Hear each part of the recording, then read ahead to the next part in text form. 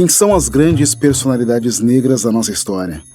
É para responder a essa pergunta que eu, Alessandro Garcia, criei esse podcast. I have a dream. Eles não gostam de negro. When you wonder, o grilo todo é a grana. Whatever necessary. But still like dust. And it's a corruption. Negro da Semana.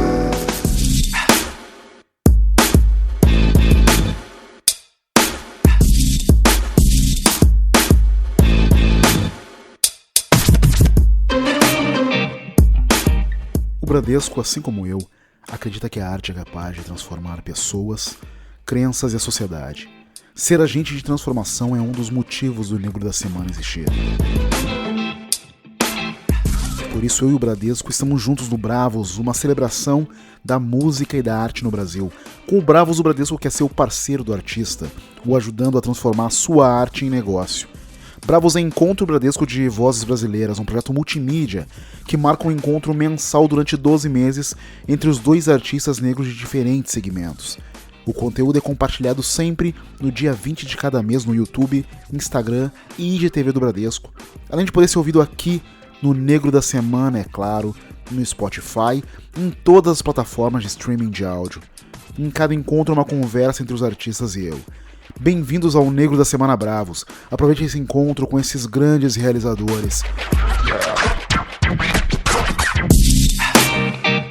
No episódio de hoje nós temos MC Rebeca e Rosa Luz.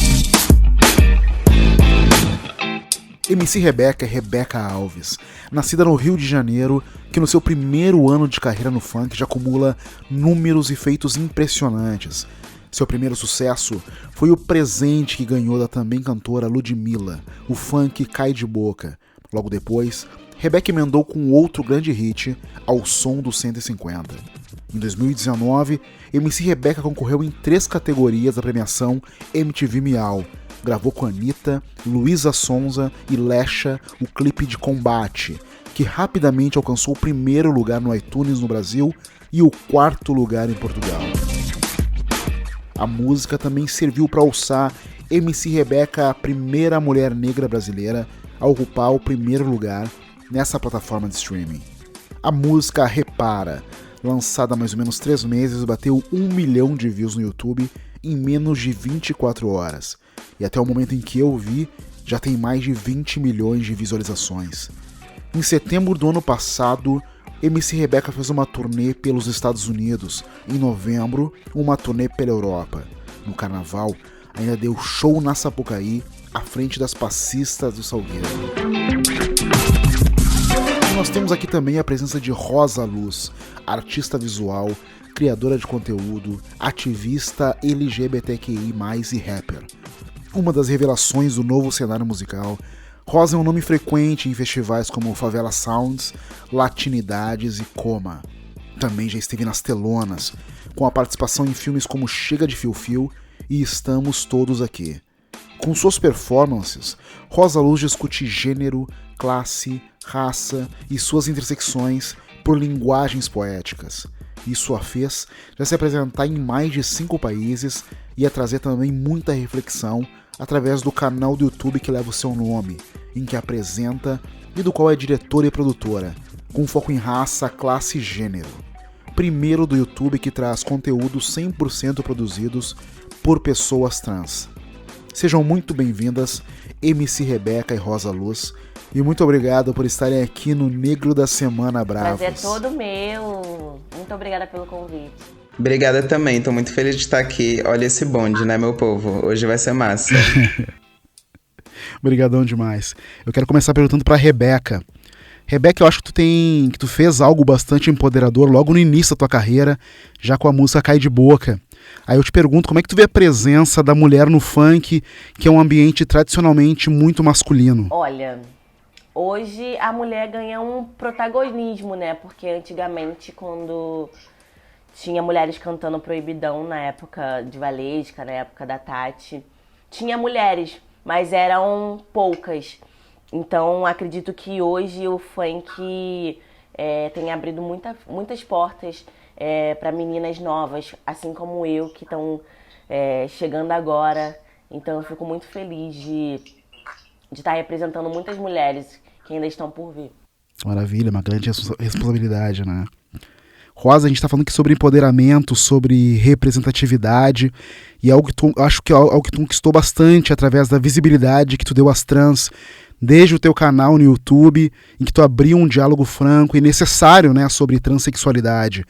Como é que tu vê as redes sociais em questão de presença e de possibilidade de diálogo e disposição para as pessoas trans?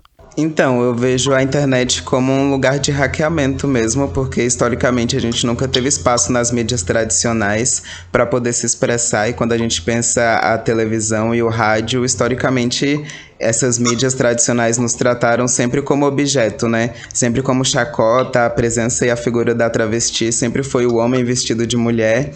Então a internet foi esse lugar onde eu pude me colocar como pessoa e não como objeto, sabe? E ser protagonista da minha própria fala. Então a internet pra mim vem muito nesse lugar. Eu fui a primeira pessoa da minha família a ter acesso à internet, nasci numa periferia do Distrito Federal e sinto o impacto disso na minha vida, sabe? Se eu tivesse nascido uma geração anterior, talvez eu estivesse num lugar muito mais marginalizado, igual as travestis que nasceram na minha quebrada, que estão, na sua grande maioria, na prostituição. Perfeito, perfeito. E, Rebeca, tu é uma pessoa muito nova também, uma mulher muito nova, mas já tem bastante sucesso, já tem holofotes muito intensos na tua direção, e um grande destaque é o cantar o funk proibidão, de uma maneira que defende o poder feminino, dá voz às mulheres. Como é que tu encara esse interesse e essa responsabilidade tão grandes que tu já tem agora? Pois é, né? É uma responsabilidade gigante, né? E eu sou mãe, eu sou solteira, mãe solteira, sou feminista também, sou da favela, então é muitas causas que eu defendo durante essa minha caminhada na música. Então eu uso pra...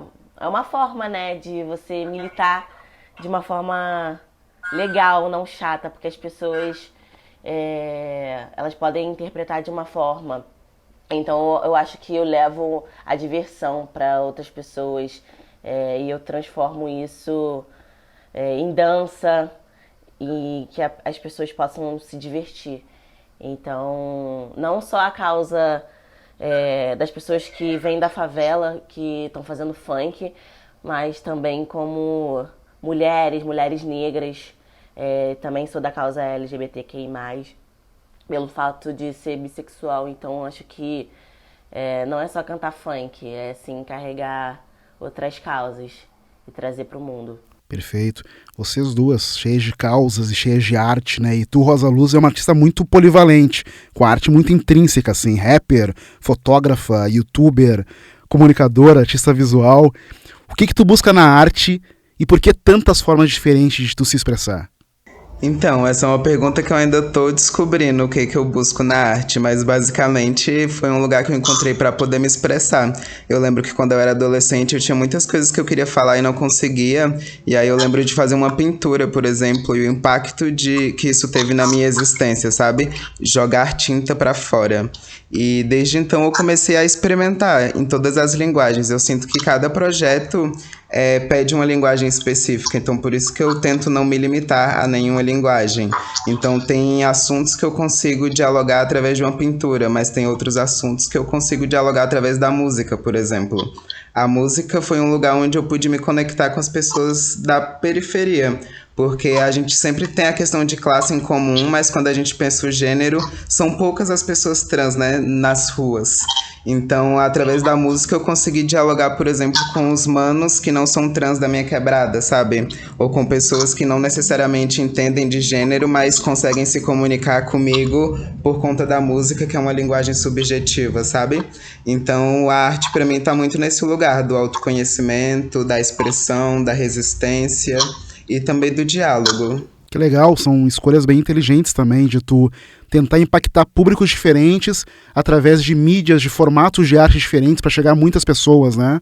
Sim, é muita lógica de construir as comunidades e dialogando a partir das diversas perspectivas. Por exemplo, a primeira vez que eu entrei numa galeria de arte eu tinha 17 anos, que foi quando eu fui caloura na universidade. Foi a primeira pessoa da minha família a entrar na universidade.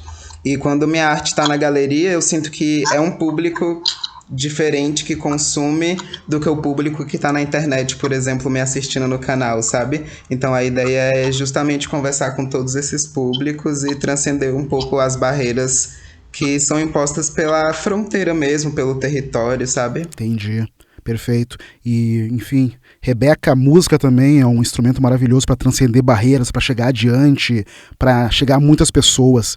Qual é a tua busca como artista usando esse instrumento da música? Minha busca é poder atingir outros públicos, não somente o público do funk. Eu acho que enquanto a gente é artista, porque eu me considero artista, porque eu também faço milhões de coisas, assim como a Rosa. Então acho que durante essa caminhada que a gente está na música, a gente descobre que a gente é compositora, que a gente tem um pezinho para poder produzir uma música. Então a gente descobre muita coisa durante esse processo. Então, minha busca como artista é poder trazer coisas novas e que o público possa me descobrir também, porque eu também canto outros ritmos, não só funk. Então, eu acho que o artista ele tem que ser livre e as pessoas têm que respeitar, sabe? Muito, certamente, muito. E dá pra ver essa tua potência, essa tua vontade de experimentar cada vez mais na tua arte, assim. Isso é incrível e é um incentivo pra outras pessoas também. Exatamente. Né? Rosa, o teu trabalho tem uma profundidade muito grande, assim, que tu te expressa como pessoa, né? As tuas incomodações, as tuas angústias, as tuas buscas, as tuas felicidades e tal. Mas tua arte também tem uma causa maior, um propósito que ele é universal, né? Como é que é pra ti carregar essa bandeira de ser uma voz tão potente, tão representativa na transexualidade? É bem difícil, porque quando eu comecei a criar conteúdo na internet, eu só ligava a câmera e vomitava o que estava preso aqui dentro de mim. Eu não conhecia nenhuma estratégia de comunicação, por exemplo. E a longo prazo eu percebi o tanto que isso foi bom, mas o tanto também que me colocou em lugares de estereótipos enquanto uma pessoa negra, pela forma que eu falava, pela forma que eu me colocava na câmera. Então eu tive que aprender. Aprender a como me comunicar e todas essas coisas. E entender também qual lugar que eu queria estar na sociedade enquanto artista. Eu tive a oportunidade, por exemplo, de assinar com algumas agências de publicidade, mas nesse processo eu só me distanciei, porque eu percebi que eles queriam me moldar para um padrão que o mercado de música espera em relação a como a gente tem que se comunicar. E isso para mim foi algo muito difícil, por exemplo, porque se eu tivesse continuado trabalhando com essa agência, eu tenho certeza que hoje a minha conta bancária e a minha visibilidade seria outra, mas ao mesmo tempo eu não teria a minha liberdade nem a minha humanidade enquanto artista para poder falar as coisas do que eu quero, sabe? Eu sinto que o mercado da música ainda é muito transfóbico e muito racista, e eu não quero ser moldada, sabe? O meu trabalho é justamente para humanizar as nossas existências e não para chegar no topo. Então eu tenho lutado muito contra esses endeusamentos, né? A figura da deusa, que colocam uma de nós lá no topo, como se nós fôssemos as fadas sensatas que nunca erramos, quando no fim é muito mais sobre humanizar as nossas existências, sabe? Então foram escolhas difíceis, por exemplo, que eu tive que tomar em relação a como me posicionar, como eu quero tocar a minha arte, e eu percebi que o independente é o que funciona pra mim nesse momento, sabe? Entendi, perfeito. E, enfim, eu acho que a artista sempre está lidando muito com dualidades, com escolhas. E eu queria te perguntar, Rebeca, eu sempre tive essa questão, assim. O que vai na cabeça de um artista que tem o funk como seu estilo primordial nesse momento? A gente tem que encarar uma certa dualidade que existe no país, que é cantar um gênero que ele é tão amado, de tanto sucesso no Brasil, e ao mesmo tempo que sofre tanta discriminação e é tão marginalizado. O que vai na tua mente quando tu se envolve com essa arte? É mais indignação por isso ou é mais felicidade pelo tanto de impacto que tem? Eu acho que é os dois pra mim, porque pelo fato de também atingir o público que vem da favela e inspirar pessoas que estão na favela e que não têm oportunidade. E também a minha indignação é pelo fato de ser um ritmo totalmente cultural e muitas classes sociais adorarem e terem o funk como uma coisa que é criminalizado, sabe? Então eu fico meio balanceada entre os dois. Mas acredito que durante um tempo a gente vai quebrando barreiras. Mas cansa de ficar lutando, mas a gente tem que ficar aí lutando. Total, acho que se a gente não Acho que se a gente não lutar, né? Eu acho que só de ver uma mana preta, por exemplo, bissexual, com bastante espaço, isso já mostra o tanto que a gente tá evoluindo, porque quando eu cresci nos anos 90, minhas referências de funk era só os manos da putaria, e não que não existissem outras mulheres. Mas é muito massa ver também o que a gente tá evoluindo nesse processo e poder se reconhecer em outros corpos, igual eu me reconheço no seu corpo. Mário, eu acho que falta muito ainda, muitas trans ainda na música.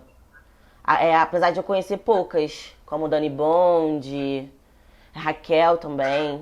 Sim. Eu acho maravilhoso isso, eu pergunto assim, na caminhada de vocês, porque eu sei que é um dia a dia, é uma correria diária, é a produção, é pensar, é criar, vocês conseguem parar esse tempo e se dar conta, sem querer colocar peso sobre vocês, tá? Mas a referência que vocês já são, para as meninas pretas, para as pessoas trans, para as crianças que se descobrem também, vocês conseguem pensar no trabalho tão bacana que vocês estão fazendo, assim, e ter isso como um respiro, não, tá sendo barra, mas isso é legal, vocês têm esse momento? Sim, então eu particularmente consigo perceber os impactos do meu trabalho.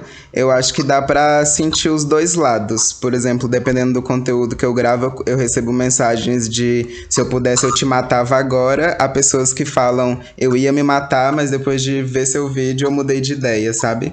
Então é muito difícil lidar com esses dois lados, mas ao mesmo tempo vale a pena no fim, sabe? Só de saber que uma pessoa trans estava pensando em morrer e depois de ter visto o conteúdo mudou de ideia, isso pra mim já vale qualquer outro tipo de preconceito que a gente passa, sabe? Eu acho que é muita responsabilidade você estar na frente de uma câmera ou de você estar gravando uma música, sabe? E querendo ou não, a gente é influencer. Então acaba que você influencia outra pessoa. E o gratificante é que você não ver essa pessoa, é mais gratificante ainda dela se identificar com o seu trabalho. Então eu acho que só da gente ajudar de alguma forma, ou for minimamente de uma forma de ajuda, eu acho que é muito gratificante, sabe? Tanto para a pessoa que está fazendo, porque é uma coisa que a gente gosta. Então se torna muito mais bonito quando a pessoa enxerga esse lado, sabe? Perfeito. De você querer ajudar outra pessoa com o seu trabalho. Isso é incrível. Sim, eu sinto que é um fortalecimento mútuo também, sabe? Eu tenho um amigo que ele sempre me fala, se eu te empodero é pra que um dia você possa me empoderar. E pra mim é muito essa vibe. Se eu tô trabalhando com empoderamento na internet é pra quando eu precisar ter várias manas lá empoderadas que possam segurar minha mão também, porque a gente também tem esse direito, né, de estarmos sensíveis e de sermos pessoas e agir com a humanidade no geral. Porque as pessoas acham que a gente, só pelo fato de cantar, a gente não sente dor, a gente não sofre. Então a gente também tem que passar essa imagem para as pessoas, né, que a gente também sofre, que a gente chora, que a gente tem dias de desespero, que a gente não... Às vezes a gente fica sem direção, mas com a ajuda de outras pessoas também e da gente se comunicar, ajuda muito as pessoas a se conectarem, né? E ninguém largar a mão de ninguém. Sim, muita humanidade também, né? Mostrar que vocês são humanas, sentem como todo mundo, né? E dando continuidade um pouco, acho que tu falou um pouco sobre isso, Rosa, mas eu queria um pouco mais específico, assim, que, né, tu tá num contexto em que as mulheres trans são tratadas com muita violência, as mulheres negras idem. Como é que tu faz sendo mulher negra e trans para que a tua arte não seja somente indignação e ela consiga ter a leveza e ter esperança para outras mulheres como você? Então, outra pergunta difícil que eu ainda não sei responder, mas basicamente eu tenho tentado só me expressar, sabe? Independente dos estereótipos. Eu acho difícil porque os estereótipos sempre vão existir, né? Existe sempre o estereótipo de que a pessoa trans ela é puta, ou as mulheres negras também historicamente sempre foram tratadas, né, como mulata ou como, sabe, tipo, ou preterida ou tratada de forma objetificante. E quando você é uma mulher negra e uma mulher trans, isso fica mais difícil ainda. Então é bem comum eu ser tratada como se eu fosse uma puta e coisas do tipo. Mas eu tô tentando fugir dos estereótipos. Eu acho que um outro estereótipo é o próprio estereótipo da militância. Muitas vezes as pessoas colocam meu trabalho nesse lugar, mas às vezes eu só tô falando da minha realidade. Mas às vezes por eu falar da minha realidade de uma forma tão consciente, eu já sou colocado muitas vezes nesse lugar da militância. Então são dilemas difíceis de lidar que eu acho que vai acontecer durante toda a minha existência, assim. E é por isso que ultimamente eu tenho tentado fugir desse lugar dos holofotes para continuar criando arte mesmo, de uma forma que eu possa só me expressar sem, às vezes, tipo, me perder no caminho, sabe? Porque eu fico pensando que às vezes a fama também pode ser aprisionadora nesse sentido, para o meu corpo. Rebeca, mudando um pouco de assunto agora, falando de funk, mais gênero artístico mesmo. Eu sou muito, muito fã do funk, um grande apreciador desde a sua origem nos Estados Unidos. E eu acho que o funk, assim como o rap, é um registro também, como chegou no Brasil, o que o Brasil fez com o funk, ele conseguiu construir, assim como o rap, um registro muito preciso do que é o Brasil. Eu te pergunto assim, tu vê um momento em que o funk vai deixar de ser um gênero tão discriminado para ser só enaltecido como essa grande potência pop que ele é para o nosso país? Olha, eu acredito que já está sendo, só pelo fato de muitos artistas internacionais quererem gravar com artistas brasileiros. Então, eu acho que a discriminação está no Brasil. Eu acho que o preconceito está no brasileiro. Então, eu acredito que a gente ainda tem muito que batalhar. Eu acho isso muito triste, porque é um ritmo que contagia, que leva alegrias para as pessoas. E eu não vejo por esse lado. Então, as pessoas que moram na favela, elas vão falar o quê? Elas vão falar da realidade delas. Então, infelizmente, as pessoas veem por esse lado, pelo fato de ser criminalizado o funk. Mas a pessoa ela vai falar o quê? De rosas bonitas, de como o dia tá lindo, sendo que acontece várias coisas dentro da favela, assédio, violência doméstica, tráfico de drogas. Como é que a pessoa vai comentar sobre coisas boas, sendo que não acontece aquilo com ela? Então, acredito que o Brasil ainda é muito preconceituoso pelo fato da gente se expressar do que acontece realmente nas nossas vidas. E eu acho que vai levar um tempo, sim, pro brasileiro engolir muita coisa. Mas a gente tá aí nessa luta, né? As pessoas que estão no funk, elas estão aí lutando para que isso acabe. Assim como o samba, né, foi criminalizado e finalmente eles conseguiram, então acho que a gente também pode conseguir. Certamente, vamos conseguir sim. Pergunta para as duas. Em que dose vocês consideram que o fato de serem artistas negras influencia na criação de vocês? Quando vocês se expressam, quando compõem, quando vocês estão criando as suas artes, o fato de serem negras surge de uma maneira inconsciente ou consciente? Olha, a minha criação foi muito inconsciente, porque eu sempre vivi no meio de muitas pessoas negras pelo fato de ser da favela e escola também. Mas a partir do momento que eu virei artista, eu pude conhecer outros públicos. Então, agora tá sendo muito consciente. Agora eu sei o que é ser negra.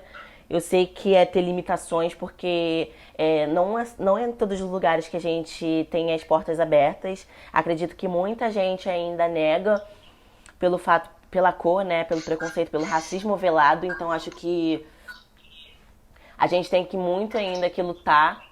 E eu acho que é como uma pessoa normal. Acho que a gente não pode ver pelo lado da cor. Então só pelo fato de ser negra a gente tem que ser 2 vezes melhor. Então a gente tem que seguir essa luta. Cansa, nossa, mas cansa, mas a gente não pode desistir. Que é isso que as pessoas querem. Concordo total, eu acho que é isso que as pessoas querem, que a gente desista. E também concordo com essa fala de que às vezes a gente tem que ser o dobro para ser metade, né? E eu sinto que o racismo, ele tá presente em todas as esferas da nossa vida, né? Tá na própria instituição, né? E isso acaba se refletindo na música e também na arte no geral, né? O meu processo envolvendo raça, ele é consciente, mas também é inconsciente, sabe? Porque eu sinto que a raça, ela tá presente em tudo na vida, mas teve vários momentos que eu também estudei sobre isso e pesquisei para poder me entender. Ainda mais sendo uma pessoa negra de pele mais clara, né? Eu entendo alguns privilégios na sociedade, mas eu ainda entendo também que o racismo tá presente independente dos tons de pele, sabe? Então, é difícil. É difícil, mas eu sinto que a gente continua aí, resistindo e produzindo, independente do que as pessoas acham. Eu sinto que se eu fosse uma pessoa branca, eu estaria em outra vibe, estaria bem mais estourada, sabe? E isso é um fato. Perfeito. Vocês duas estão resistindo e produzindo, então vamos entrar um pouco no terreno aqui do do negócio, da coisa profissional. Vocês duas são artistas independentes, com trabalhos muito fortes, muito proprietários. São trabalhos aos quais não se pode ficar impassível, né? Vocês realmente são muita potência. Então eu penso que são trabalhos que tocam muito vocês, assim, né? Que afetam muito vocês. Só que vocês são profissionais e vivem dessa arte. Eu gostaria que vocês me contassem assim, em que momento se deu esse salto em que vocês viram que a arte poderia ser uma atividade rentável para vocês viverem disso, que podiam pagar as contas com elas, emitir notas. Quando é que foi esse estalo, assim? Pra mim foi quando eu comecei a fazer show, que aí eu pude notar o quanto era responsável, sabe?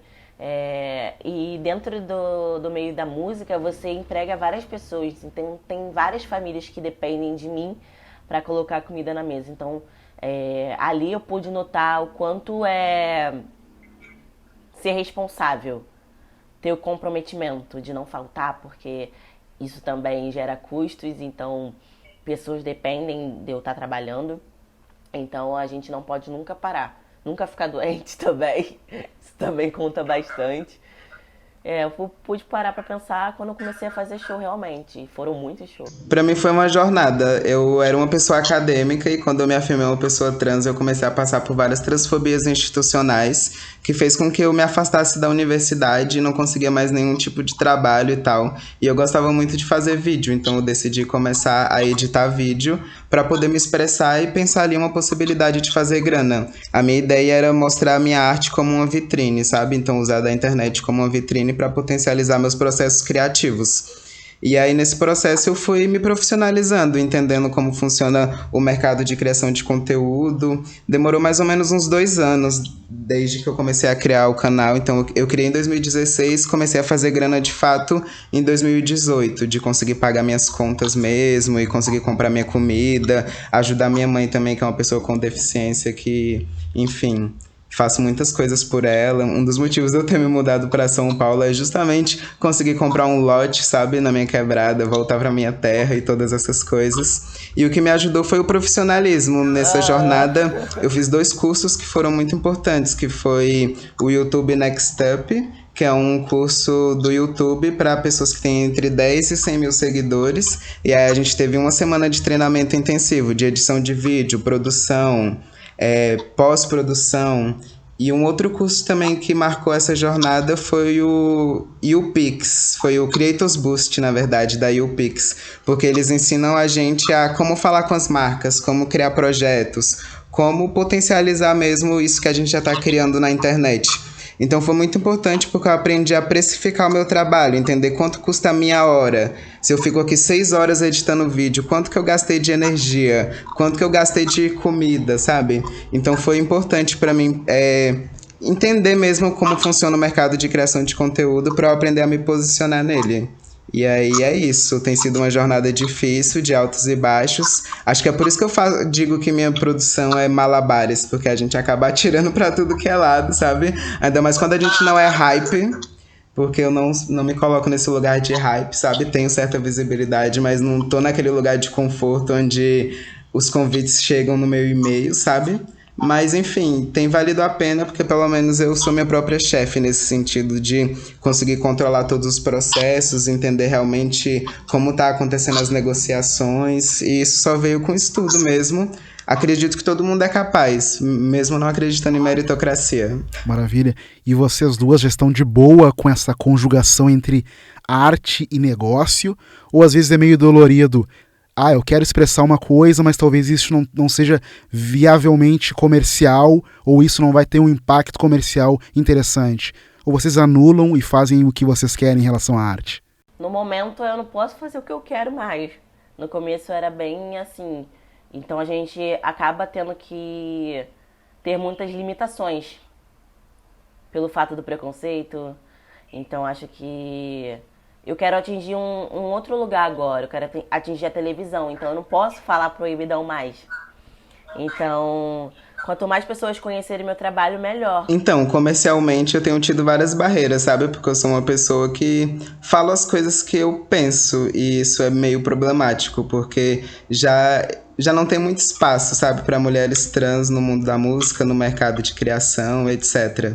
Então eu sinto que quando tem esse espaço a gente tem que se moldar à branquitude ou à cisgeneridade, e isso é um lugar que eu não quero, então eu tenho certeza que eu perco dinheiro pela forma que eu me posiciono. Tenho certeza que se eu me posicionasse de uma outra forma, eu poderia estar em outro lugar enquanto artista, em termos de visibilidade, e vejo isso acontecendo com outras pessoas trans, sabe? Mas é muito sobre a gente entender qual lugar que a gente quer ocupar também nesse mercado e tal. Então eu tô só tacando foda-se mesmo, fazendo muita terapia, entendendo que talvez no futuro...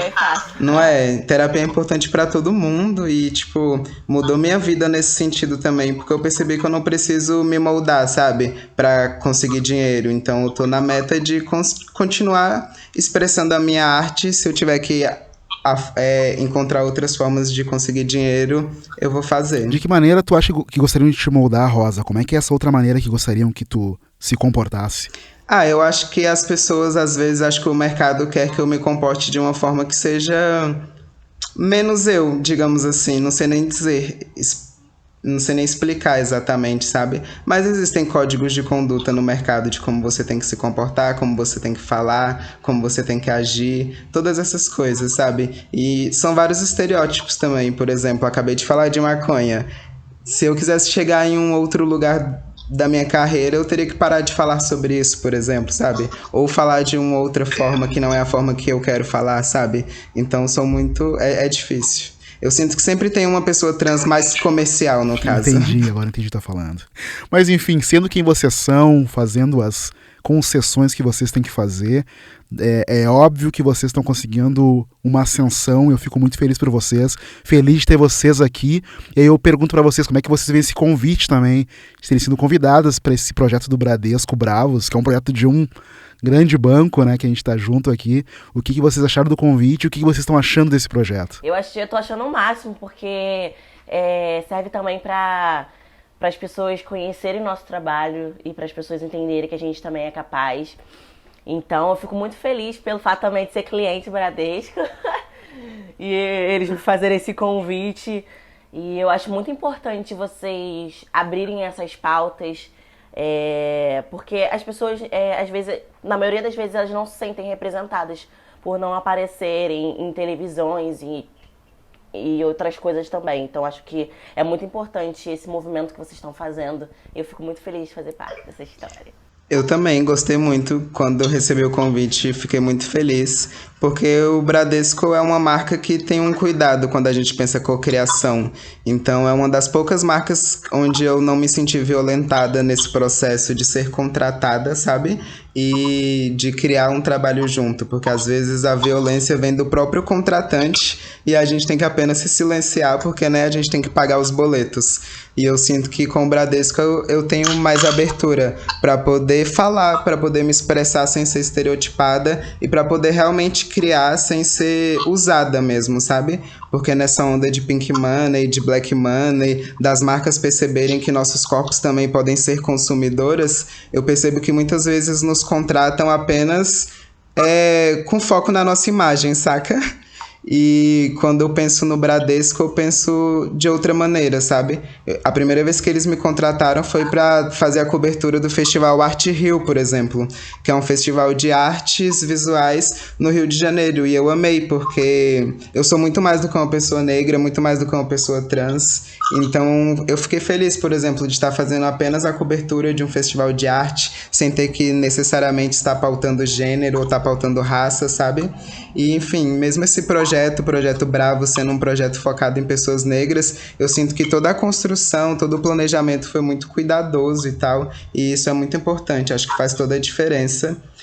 Acho que é bom também, gostei da forma que eles estão intercalando os artistas, porque mostra também que alcance não é relevância, né? Porque nesse mundo onde a gente vive, onde muitas coisas são pautadas pela aparência, pela quantidade de seguidores, eu acho importante desconstruir também isso e perceber que não é sobre número, sabe? Não é sobre alcance, e sim sobre a potência mesmo, sobre a relevância, sobre o que essa pessoa tem para contribuir num cenário artístico.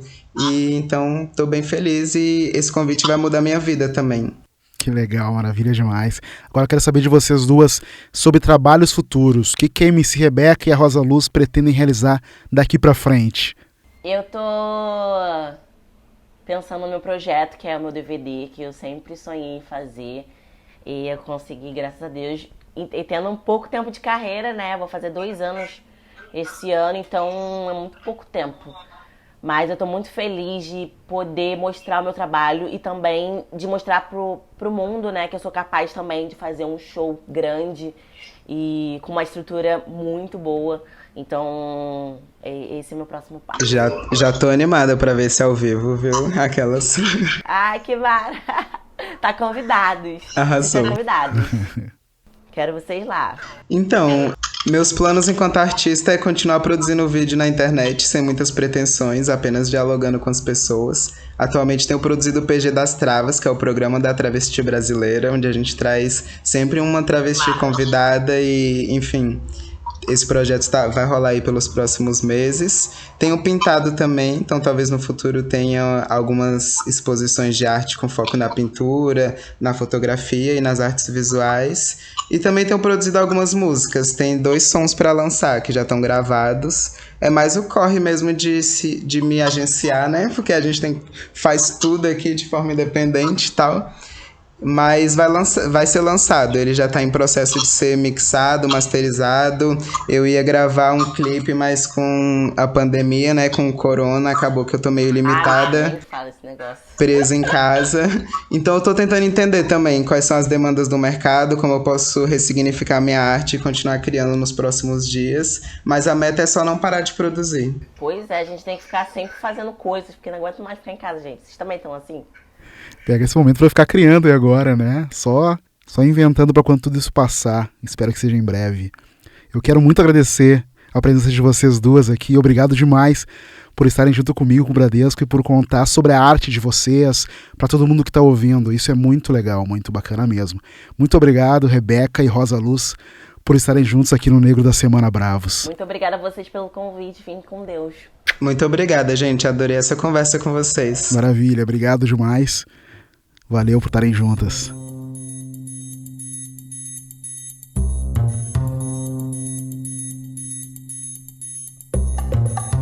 E chega ao fim mais um episódio. Dia 20 do mês que vem tem mais, com mais artistas incríveis contando sobre suas carreiras.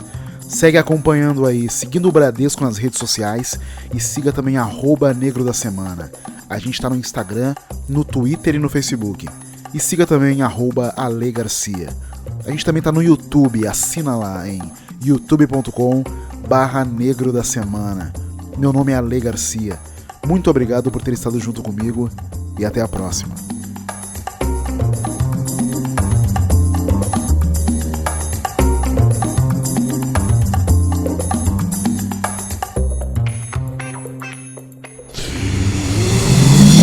Half-Death.